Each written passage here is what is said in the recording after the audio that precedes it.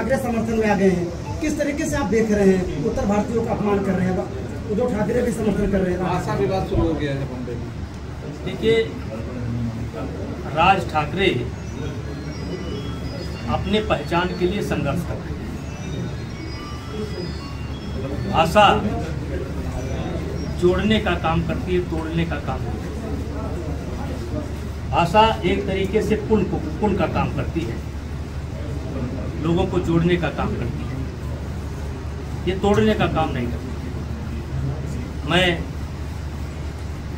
अपने देवीपाटन मंडल की मीडिया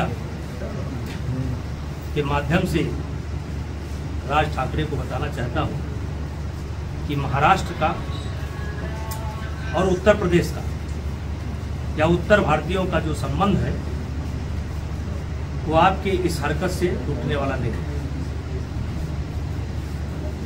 आपको पढ़ना चाहिए, आप शायद पढ़ते लिखते नहीं। छत्रपति शिवाजी महाराज को जब औरंगजेब ने बंदी बनाया था तो उनको कैद से छुड़ाने का काम आगरा के हमारे व्यापारियों ने किया था, यानी कि घड़ा बनाने वालों ने किया था। फिर छत्रपति शिवाजी महाराज तो किसी तरीके से निकल गए थे, लेकिन संभाजी को नहीं ले जा पाए थे और संभाजी को मथुरा में एक ब्राह्मण परिवार में रखा गया था। और यहाँ तक कि विरोधियों को शक न हो, संभाजी के जीते रहते छत्रपति शिवाजी महाराज ने उनका तिरही संस्कार भी कर दिया था, विरोधियों को भ्रम में डालने का। और बाद में हमारे मथुरा के ब्राह्मण समाज जिसमें अगुवाई कर रहा था साधु संत, उनको लेकर के बनारस जाते हैं और बनारस से एक साधुओं की टोली निकलती है, वो लेकर के उनको महाराष्ट्र सुरक्षित पहुंचाने का काम करती है। तो इस अवसर पर मैं यही कहना चाहता हूं राज ठाकरे साहब से कि थोड़ा पढ़ा करो। आज जिस बात को तुम गर्व करते हो, उस गर्व के इतिहास में उत्तर भारतीयों का पसीना लगा है, क्यों लगा है? और आज आप बहुत हल्की राजनीति कर रहे हो, हल्की राजनीति, छिछोरापन जिसको कहते हैं, बहुत हल्की राजनीति।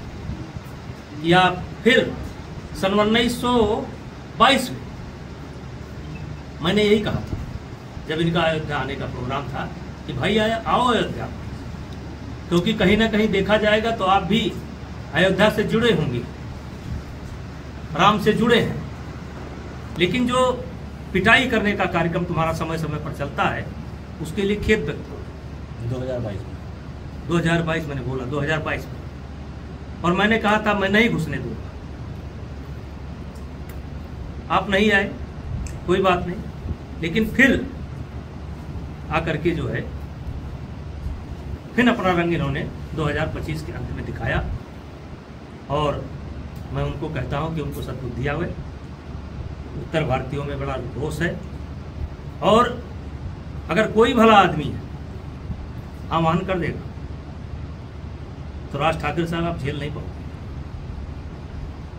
उत्तर भारत के नौजवान इतने आक्रोश में है कि अगर किसी ने आह्वान कर दिया कि चलो आओ चले राज ठाकरे से भेंट करें, तो झेल नहीं पाओगे।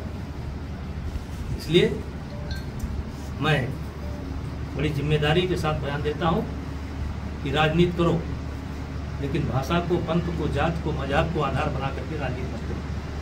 वो कह रहे हैं